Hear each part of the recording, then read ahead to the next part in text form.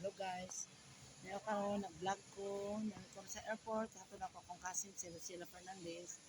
Padulong sa og Manila. So nami karon diri nakita-kita ako siya hatun. Nagulat mi sa flight. 11 ang iyang flight. So quarter to 11 sulod na siya mag-check-in na siya. Nya pa mi sa waiting area.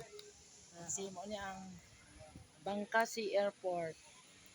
Mao ni siya. Wapo na improve na gid siya pati diri sa waiting area, sa arrival area, sa departure area, mao na ang departure area. Mao na ang waiting passenger sa Balanga Eagles Club. Oh, ano siya. Ani karon walay mahimo. Latulad ko, tataon mo lakaw na pud ko kay moatan mo ko sa akong prospect kay maglibgot ko. Lib ko ni ilang gilid ba nga di ako na maing income, di ko na mulahotay. Tan-aw na to, basta ako libgod jud ko. Nga nakita na ko probe nag-income na ko bisa gamay pa. So akong i-claim sa Ginoo nga daghang ko makasalud karong adlaw. Di ba nga guys, hapit na mag-event diri sa Butuan City. Uban ni akong cousin, musuluday po na siya.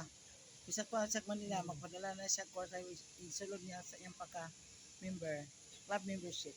Bye-bye. See you guys, no more time.